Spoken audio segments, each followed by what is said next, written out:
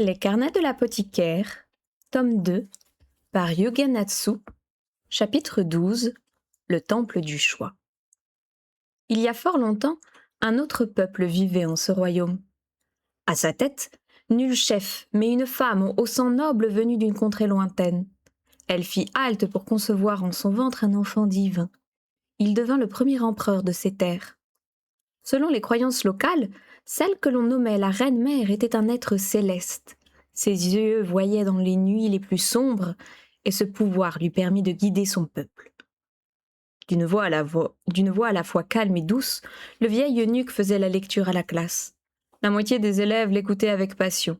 Les autres somnolaient ou luttaient tant bien que mal pour rester éveillés. Peu étonnant qu'elles aient envie de dormir, pensa Mao Mao en étouffant elle-même un bâillement. À ce qu'elle pouvait voir depuis l'extérieur du bâtiment, une vingtaine de jeunes filles assistaient au cours. Était-ce trop ou pas assez? Au fond, ce n'était pas si mal. À côté d'elle, l'intendant du Rogong semblait quelque peu déçu. « Elles vont vous voir », dit-elle à Jinchi, postée devant la fenêtre. Les élèves montraient une grande application. Il aurait été dommage que la seule présence d'une créature aussi sublime vienne perturber leur concentration. Il n'y avait que 10 élèves au départ. C'est prometteur, lança Gao Shun d'un ton qui se voulait encourageant. Le vœu de Jinchi de créer une école dans la cour intérieure avait été exaucé. À vrai dire, il aurait bien aimé mettre une pancarte pour faire la promotion de son projet, mais Mao Mao l'en avait dissuadé. Mieux valait éviter ce genre de publicité pour ne pas s'attirer d'ennui. Au bout du compte, le bel eunuque avait pris le parti de la simplicité. Le bâtiment, relativement bien conservé et situé dans la partie nord du Rogong, n'avait eu besoin que d'une petite rénovation. On l'avait même récemment utilisé pour accueillir des émissaires étrangers. Shaolan se trouvait parmi les élèves. Elle frottait ses yeux endormis, regardant à tour de rôle le manuel et le professeur. Elle avait déjà appris à reconnaître de nombreux caractères de base, ce qui lui permettait de lire des histoires simples. Le professeur poursuivait le récit du mythe fondateur du royaume, un conte que chaque sujet de l'empereur avait déjà entendu au moins une fois. Cependant, Mao Mao avait d'autres chats à fouetter. L'intendant du Rogong voulait savoir comment son projet avançait. Elle-même était plutôt intriguée. En plus de son amie, elle reconnut çà et là quelques servantes. Sans compter que si le plan du sublime eunuque se déroulait comme prévu, la cour intérieure en serait durablement affectée. « C'est l'heure, Jinchi », fit savoir Gao Shun. À regret, son supérieur, comme toujours débordé, cessa d'épier la salle. Il serait bien resté encore un peu à observer la classe, mais d'autres tâches l'attendaient. « Qu'est-ce que tu comptes faire ?» demanda-t-il à Mao Mao. « Puis-je rester encore un peu ? Si tu remarques quoi que ce soit, je tiens à le savoir. » La jeune apothicaire inclina lentement la tête. À la fin du cours, des eunuques distribuèrent une collation aux élèves dont les yeux se mirent à briller. Mao Mao se fraya un chemin vers Shaolan. « C'est Abadé de Trabé !» La bouche pleine, la jeune domestique avait bien du mal à articuler. L'apothicaire la crut même sur le point de s'étouffer, si bien qu'elle alla demander de l'eau aux eunuques. À son retour, son amie se donnait de petits coups sur la poitrine pour se libérer la gorge. Sur son bureau se trouvaient un manuel et un petit bac rempli de sable. Les livres étaient fournis aux élèves, mais le papier et les pinceaux étaient des outils précieux. Le sable leur permettait donc de s'entraîner à tracer les caractères qu'elles apprenaient. Les saletés sur l'index de Shaolan révélaient à quel point elle s'appliquait. Une telle assiduité valait bien qu'on lui pardonne son petit somme. La jeune fille attrapa la tasse que lui tendait Mao Mao, puis la porta à sa bouche. « Alors, tu as fait des progrès ?» lui demanda sa camarade apothicaire. « Oui, mais j'ai encore beaucoup à apprendre », répondit son amie en ouvrant son livre sur un chapitre situé un peu après le passage que l'enseignant leur avait lu. « Je ne suis pas très rapide. Si je ne m'avance pas en jetant un coup d'œil au chapitre d'après, je n'arrive pas à suivre. J'ai une question à poser au professeur, tu m'accompagnes ?» Mao Mao accepta. La servante enfourna ce qui restait de sa collation, fit passer le tout avec une nouvelle gorgée, puis les deux camarades sortirent de la pièce qui faisait office de salle de classe pour s'engager dans un couloir. Le bureau de l'enseignant se trouvait dans un bâtiment annexe. À l'extérieur, on pouvait voir l'étang au bord duquel les banquets nocturnes étaient organisés et, un peu plus loin, un ancien temple. Sa construction remontait avant la création du Rogong. Sa structure différait de tout ce que Mao Mao connaissait. Étroit, il s'étendait tout en longueur, sur un axe nord-sud. Il paraissait moins vétuste que les autres édifices, ce qui laissait supposer un entretien régulier.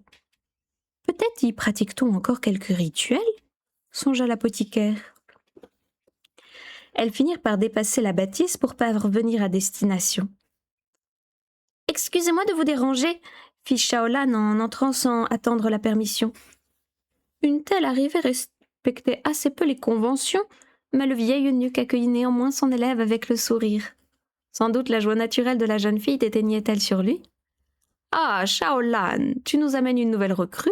lui demanda-t-il d'un ton paternel. « J'accompagne juste mon ami, » dit l'apothicaire. « D'accord, d'accord. Dans ce cas, tu peux t'asseoir sur cette chaise en l'attendant. » Mao Mao obéit. Elle s'installa près d'une fenêtre qui donnait sur le temple qu'elle venait de longer. Les piliers étaient si proches les uns des autres qu'on imaginait sans mal son intérieur subdivisé en pièces étroites. « Ce bâtiment t'intrigue ?» lui demanda l'eunuque. La jeune fille n'avait même pas remarqué que son propre regard était braqué sur le lieu de culte. « Eh bien, oui, un peu. Je trouve qu'il a une structure inhabituelle. Nous avons hérité cette construction du peuple qui nous a précédés sur ces terres. La reine-mère n'a pas voulu rejeter les croyances locales à son arrivée. Elle s'est même appuyée dessus pour gouverner. » Le vieil eunuque évoquait la mère de l'empereur originel, la femme qui apparaissait dans le récit fondateur qu'il lisait plus tôt. Cette histoire donnait lieu à toutes sortes d'interprétations. Les plus communes voulaient que la souveraine soit rescapée d'un pays en ruine. D'autres affirmaient qu'elle était descendue des cieux. Quiconque voudra être un grand seigneur devra traverser ce temple. S'il veut gouverner ces terres, il lui faudra suivre le bon parcours. Voilà ce qu'a dit la reine-mère à son successeur. Son fils, donc, il avait réussi l'épreuve et était devenu le tout premier souverain du pays. « Ah bon ?» L'enseignant prit un air nostalgique.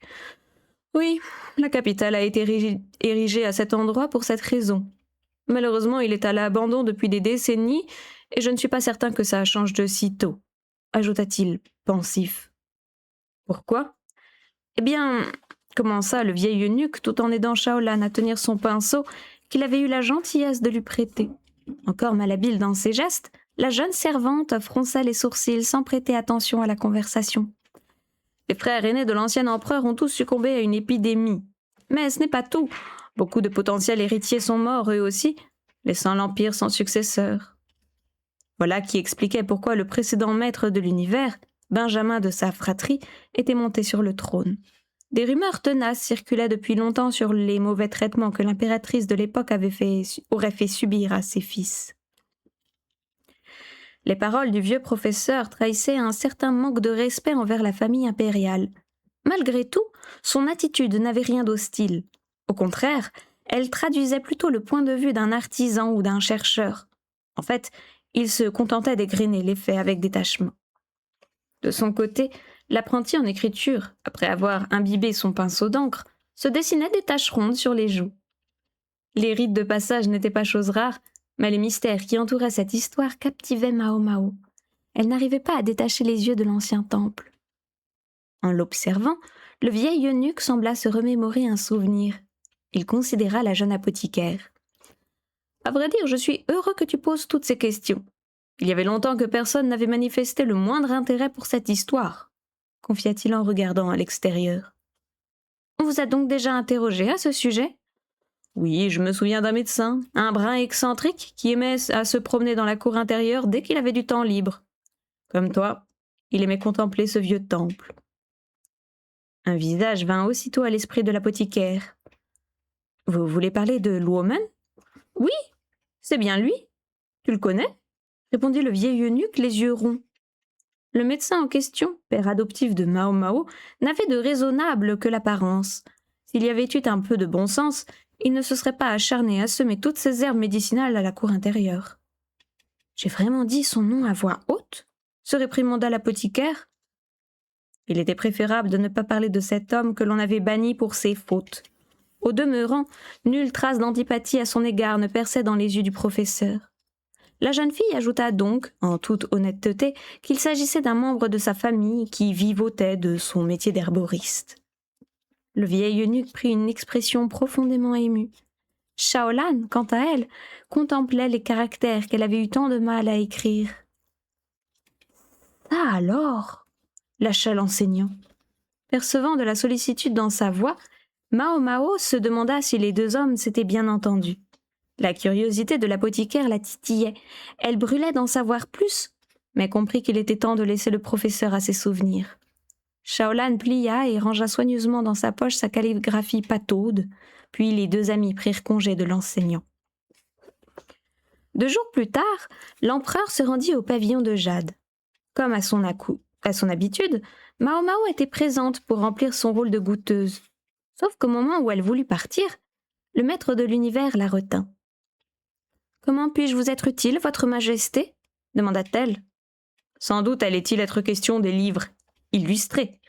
Hélas, comme la censure devait mettre son nez dedans avant qu'ils ne soient distribués, les faire passer au souverain était devenu compliqué. Jinshi avait dû lui en toucher 2 mots. « Je m'apprête à aller au temple du choix. Tu veux bien m'accompagner ?»« Quoi ?» Mao Mao retint un cri, une main devant la bouche. Pourquoi l'invitait-il, elle ? Dans l'obscurité, muni d'une lanterne de papier, le petit groupe se rendit dans la zone nord de la cour intérieure.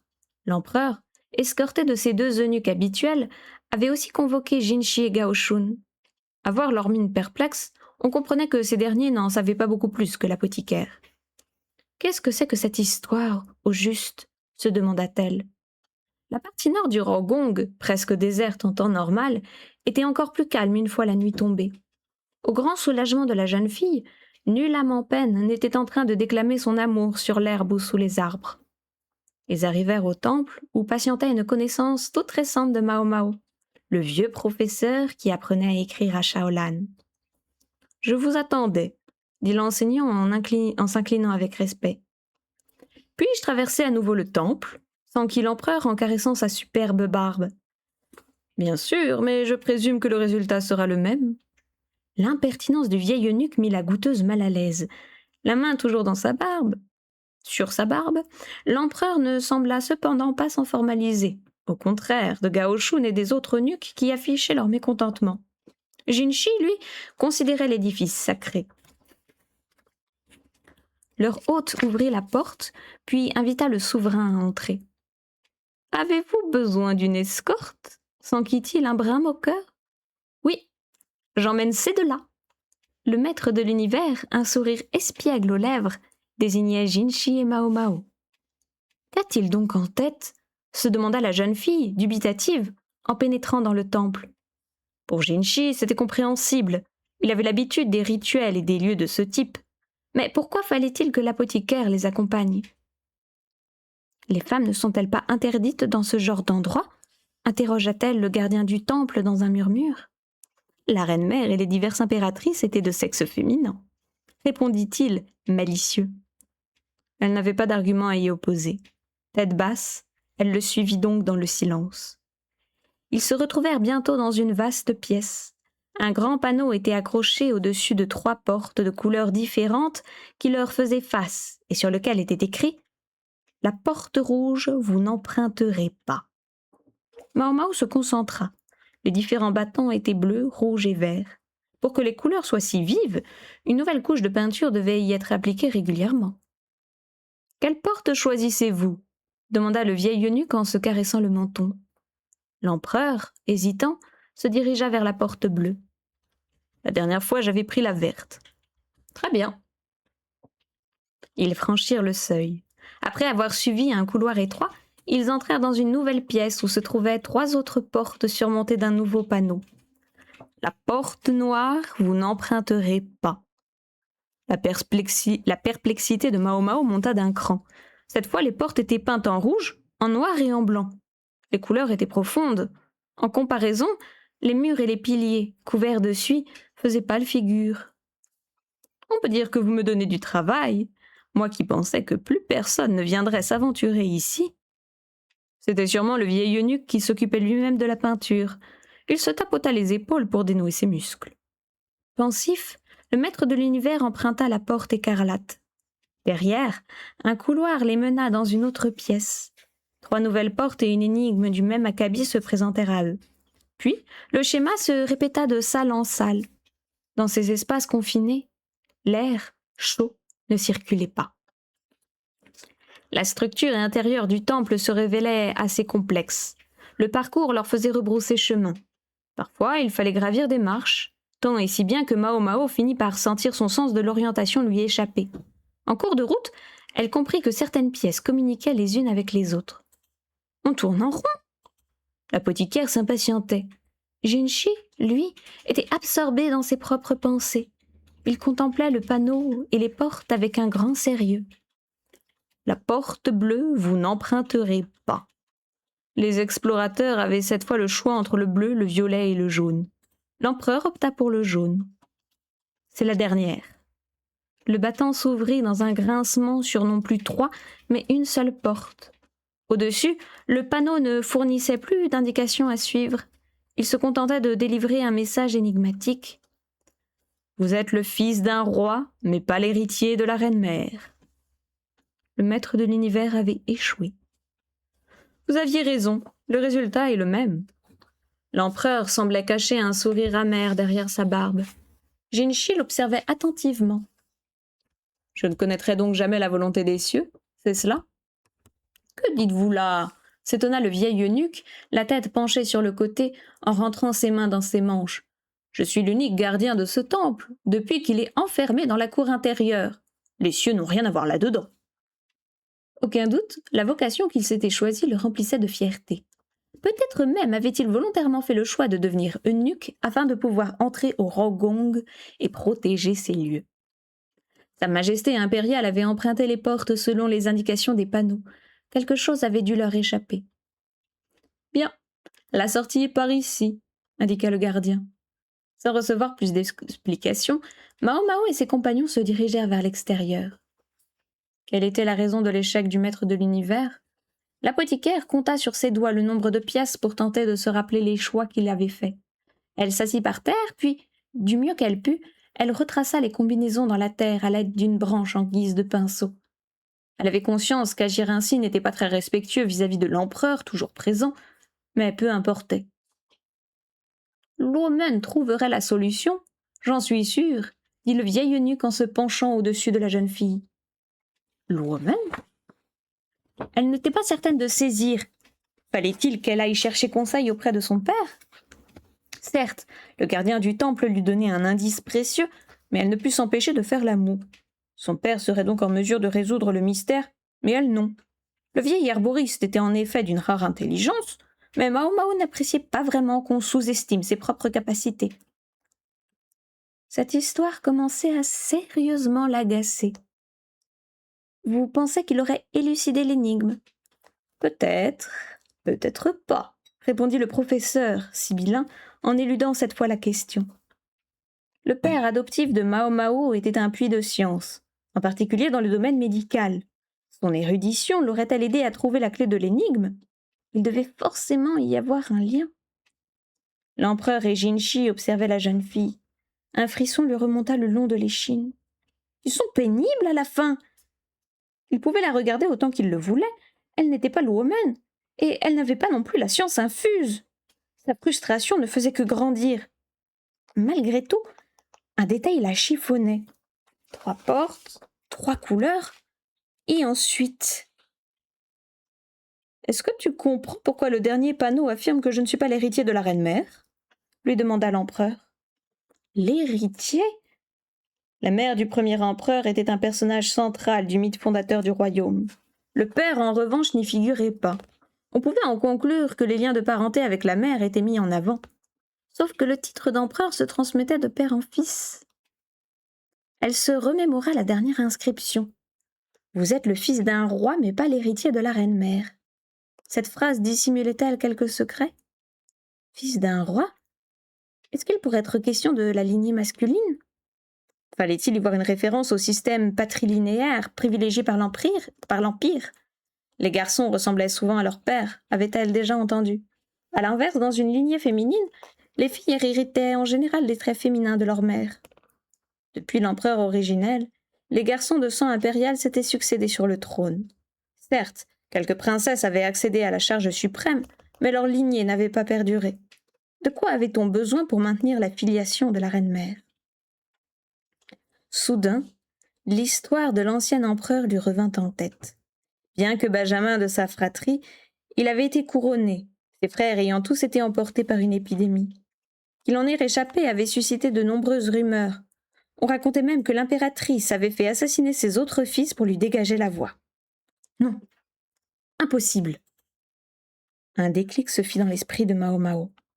Elle dévisagea le vieil eunuque, puis l'empereur et enfin Jinchi, devant qui elle vint se planter.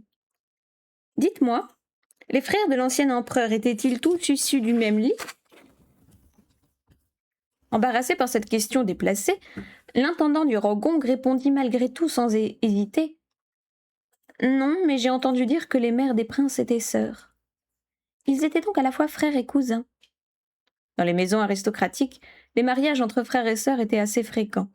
Dame Lifa était apparentée à l'empereur, ce qui constituait un bel exemple. « Votre Majesté, puis-je vous poser une question ?» poursuivit Mao Mao, un peu hésitante. « Qu'y a-t-il » ? Je ne voudrais pas vous offusquer. Elle risquait ni plus ni moins que sa tête.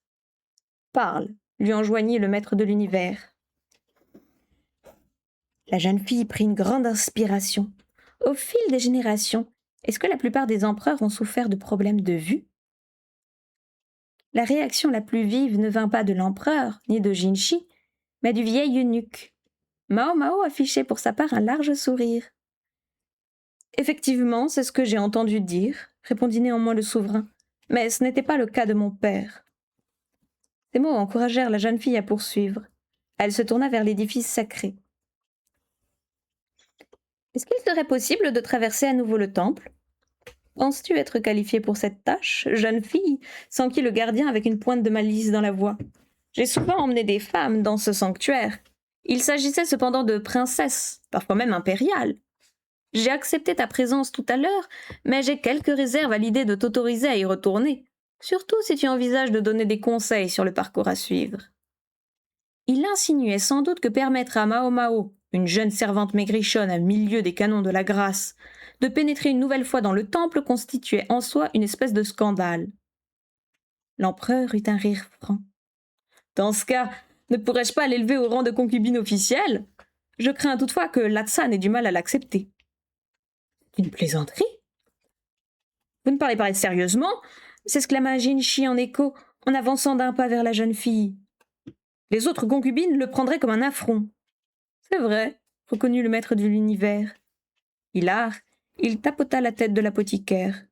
Elle avait certes l'habitude de le voir faire preuve de moins de cérémonial dans le pavillon de jade, mais, à présent, c'était encore un tout autre homme qu'elle avait devant les yeux.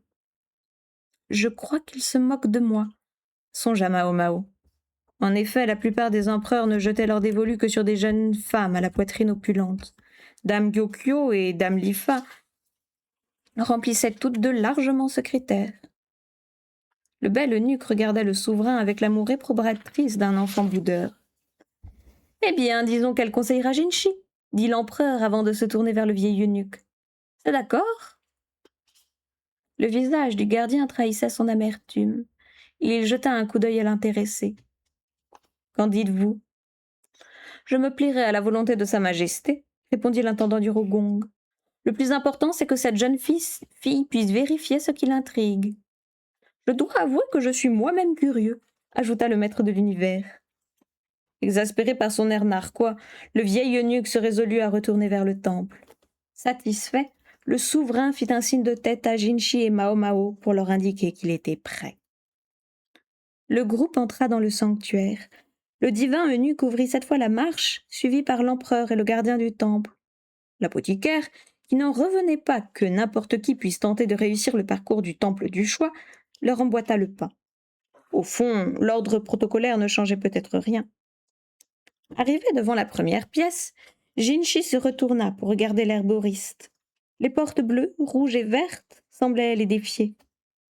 « Laquelle choisis-tu » Mao Mao se concentra. Le Paono intima de ne pas emprunter la porte rouge. Elle leva donc doucement la main pour pointer la bleue du doigt. Suivant les instructions de la jeune fille, le bel eunuque ouvrit le battant. L'empereur avait fait le même choix. Les sourcils du gardien du temple, qui fermait la marche, tressaillirent. Dans la salle suivante, l'apothicaire choisit la porte blanche. Le vieux professeur ne peut s'empêcher de froncer les sourcils. « Ton choix est différent du mien cette fois », nota l'empereur en se caressant la barbe. Il passa l'encadrement derrière Jinchi. En temps normal, marcher devant le maître de l'univers aurait été jugé irrévérencieux. Aucun de ceux présents ne sembla pourtant s'en formaliser. Le souverain s'était toujours montré assez peu regardant sur le protocole. Sans doute préférait-il être considéré sans attention particulière. Mao Mao continuait de les faire progresser de pièce en pièce. Dans la 10e salle, le message inscrit sur le panneau était quelque peu différent des autres. « La porte rouge vous emprunterez. » Sauf que des 3 battants qui leur faisaient face, aucun n'était rouge. Le premier était blanc, le deuxième noir et le dernier vert. « Qu'est-ce que ça veut dire ?» s'interrogea Jinchi. L'absence de porte rouge le décontenançait. La jeune fille comprit cependant qu'ils étaient arrivés au bout de l'énigme. Elle désigna la verte. « Empruntez celle-ci, et vous comprendrez. » Il dut la croire sur parole, car il suivit ses instructions sans hésiter. Ils s'engagèrent dans un couloir avant que des escaliers se présentent à eux un peu plus loin. Le groupe grimpa les marches d'un pas impatient. Au sommet, une nouvelle porte les attendait. Une fois franchi ce dernier obstacle, une brise tiède les accueillit. Le parcours les avait menés jusqu'au toit du temple. Le panorama embrassait tout le paysage. La terrasse carrée et d'une conception délicate semblait avoir été conçue pour donner la sensation de dominer la cour intérieure de toute sa hauteur. Le vieil eunuque avait la bouche tordue. Difficile de déterminer s'il souriait ou montrait les dents. « Je vous félicite. Vous avez suivi le bon parcours, » dit-il en observant tranquillement les environs. Autrefois, l'élu de la reine-mère était couronné roi. Puis il prit le titre d'empereur. Des siècles durant, les rois s'adressaient sans doute au peuple depuis le toit de ce temple. À l'époque, les techniques de construction étaient plus rudimentaires. Il s'agissait de l'édifice le plus haut qu'il était possible de bâtir. Parfois, personne n'arrivait à suivre le bon parcours. Il revenait alors avec une princesse qui en était capable. Seuls les nobles issus de la bonne lignée sont censés pouvoir remplir ce rôle. Il semble que ce jour fasse exception, précisa le vieil eunuque en dardant sur la jeune fille un regard empreint de déception. Une situation qui n'avait pas l'air de lui plaire. Qu'est-ce qui lui prend à ce vieillard? Après tout, Mao Mao n'avait fait que répondre à ses provocations lorsqu'il avait sous-entendu que son père adoptif serait plus à même qu'elle de résoudre l'énigme. Pourquoi était-il si mécontent de sa réussite? Le recul historique est toujours utile, mais pourriez-vous nous expliquer ce qui s'est passé? Demanda l'empereur. Vous voulez que moi, je vous donne des explications? Rétorqua le gardien du temple. Le souverain n'était pas du genre à prendre la mouche pour si peu. Mais Jinchi, lui, ne put s'empêcher de froncer les sourcils. « Il ne m'appartient pas de m'exprimer sur ce point. Peut-être devriez-vous interroger cette jeune fille, » reprit le vieil homme en renvoyant le souverain vers l'apothicaire. « Très bien, » dit le maître de l'univers en se tournant vers l'intéressé. Mao Mao n'en menait pas large. Elle-même n'avait pas levé le voile sur toutes les zones d'ombre. Malgré tout, et après avoir réfléchi à la meilleure façon de présenter les choses, elle se lança. Voici ce qui a guidé mes choix. Dans la première salle, entre les portes bleues, rouges et vertes, elle avait choisi la première. L'inscription mentionnait « La porte rouge, vous n'emprunterez pas ». Dans ces conditions, ouvrir la verte ne devrait pas constituer une erreur, toutefois. Savez-vous que certaines personnes sont incapables de faire la différence entre le rouge et le vert? Ah oui. Jinchi et l'empereur affichaient une mine dubitative. Bien que leur aura personnelle différait d'ordinaire du tout au tout, elles avaient l'air de s'être accordées à cet instant précis. Oui, or la seule porte dont ils sont certains qu'elle n'est pas rouge, c'est la bleue. Logique, puisqu'ils distinguaient le bleu du vert, mais que le rouge et le vert leur semblaient être la même couleur. Il en va de même pour la porte suivante. Quand on ne peut pas distinguer le noir du rouge, on opte pour la porte blanche. De nouveau, le choix à faire ne devait rien au hasard. 2 réponses paraissaient possibles à la plupart des gens, mais pour ceux souffrant de ce problème de vue, il n'y en avait qu'une. Dans la dernière salle, le même procédé s'appliquait. Puisqu'ils étaient capables de reconnaître le noir et le blanc, ils s'imaginaient que la dernière porte était rouge. En réalité, elle était verte, Mais comme ceux qui avaient réussi à parvenir jusque-là ne faisaient pas la différence, ils ne s'en rendaient pas compte. Dans la première pièce, seule la moitié des candidats ne souffrant d'aucun trouble de la vue choisissaient la bonne porte, puis 1 sur 4 dans la deuxième, et ainsi de suite. Seul 1 sur 512 pouvait faire le bon choix jusqu'à la 9e porte. Et donc ? Le visage sidéré de Jinchi laissait penser qu'il n'avait pas saisi toute la subtilité du raisonnement. L'objectif de ce rituel est de désigner les véritables héritiers de la reine-mère. Or, seuls ceux incapables de distinguer les couleurs correctement sont capables de le réussir. Bien entendu, parmi tous ces héritiers, certains ont pu se tromper, d'autres avaient dû placer leur destin entre les mains du hasard. Malgré tout, il suffisait à la reine-mère de les faire accompagner par un membre de sa lignée pour tout remettre en ordre, ce qui expliquait pourquoi des femmes étaient autorisées à entrer dans le temple. C'est plutôt rare dans le pays, mais en Occident, un certain nombre de nouveau-nés viennent au monde avec une incapacité à différencier le rouge du vert. Là où son père avait étudié, un homme sur 20 avait cette particularité, apparemment moins fréquente chez les femmes. Les enfants l'héritaient de leurs parents et, bien que gênante dans la vie de tous les jours, ils finissaient par s'y habituer. Au bout du compte, ceux qui en souffraient passaient inaperçus, même parmi leurs proches. Sans doute était-ce la raison qui avait incité le vieil eunuque à mentionner le maître herboriste. Il se dit aussi que cette difficulté à discerner les couleurs s'accompagne d'une capacité à voir de nuit. N'ayant pas étudié avec le sérieux qui convient, ce dernier point aurait mérité une confirmation. Néanmoins, la présence d'une particularité gênante au quotidien témoignait bien souvent de l'existence d'autres qualités exceptionnelles, la contrebalançant. À en croire le mythe fondateur, la reine-mère avait des yeux qui lui permettaient de voir dans le noir, ou très loin.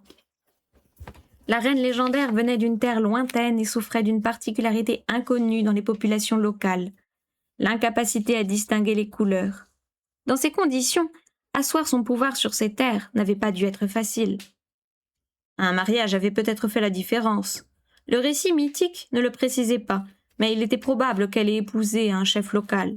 S'unir à un étranger était une pratique courante pour faire entrer un peu de sang neuf dans une lignée. Voilà qui aurait pu expliquer la persistance du système patrilinéaire, malgré l'existence d'un ancêtre féminin. Certes, la reine-mère et sa cour n'y étaient peut-être pas favorables. Ils avaient donc trouvé un moyen de garantir que ses descendants accéderaient au trône tout en fondant une lignée masculine.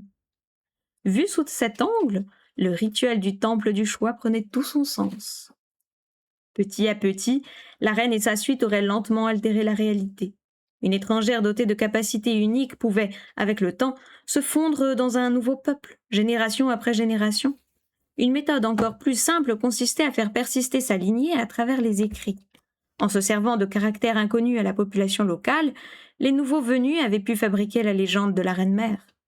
Une fois les témoins directs de cette époque disparus, la vérité s'était transformée en légende. Une conquête pacifique, tout en patience. Il m'est impossible de dire une chose pareille. Tout en gardant pour elle les parties inconvenantes, Mao Mao expliqua à l'empereur ce qu'il en était. Certains segments du récit firent peut-être pâlir le souverain, mais il ne s'y arrêta pas, à son plus grand soulagement. Au demeurant, tout le monde s'en porterait mieux. Son père n'aurait jamais fait part de détails aussi dangereux.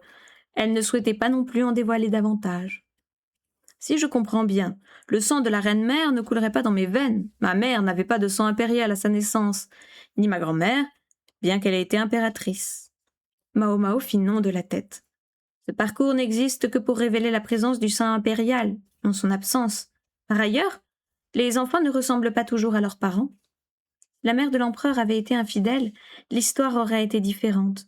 Mieux valait pour la jeune fille de ne pas s'aventurer sur ce terrain. Et puis, éviter à tout prix que le sang se dilue augmente les risques de tare. Les frères du premier empereur étaient tous décédés de la même épidémie. Ils étaient sans doute nombreux dans la famille à y avoir aussi succombé. Peut-être ont-ils un peu trop cherché à conserver leur lignée, dans le but d'être choisis par le temple. Sa démonstration terminée, l'apothicaire fut surprise de voir le vieil eunuque l'applaudir. « Jamais je n'aurais pensé qu'une fille dans ton genre puisse résoudre le mystère. » Quel grossier personnage quand il s'y met. On raconte que si la reine-mère a pu régner sur ces terres, elle le devait à son intelligence exceptionnelle, ajouta le gardien du sanctuaire. Il avait sûrement raison. Sinon, comment aurait-elle été capable d'imaginer un moyen aussi subtil pour assurer la position de sa lignée? Pourquoi ne pas en profiter pour élever cette jeune fille au rang de concubine, afin d'injecter un peu de sang neuf? Qu'est-ce qu'il raconte, celui-là? Mao Mao était à deux doigts d'ôter ses chaussures pour les lui jeter à la figure. L'idée est intéressante, répondit l'empereur, mais je préfère éviter de me mettre l'Atshanado. Et puis, elle est trop maigrichonne à mon goût. Jusqu'à quel point le maître de l'univers craignait-il le stratège? En tout cas, il se serait bien passé de cette remarque sur son physique. Vous avez raison, reconnut le vieil eunuque en observant Mao Mao d'un air songeur. Mieux vaut être prudent. Je le suis, répondit le souverain. Je n'en doute pas, votre majesté. Il se tourna ensuite vers le divin eunuque. Le conseil vaut aussi pour vous. Jinchi se contenta de hocher la tête. Qui est Jinchi, au juste? Ne put s'empêcher de demander Mao Mao. S'agissait-il juste d'un protégé de l'empereur? Enfin, peu importait, le savoir ne lui apporterait rien de bon de ça, elle en était certaine.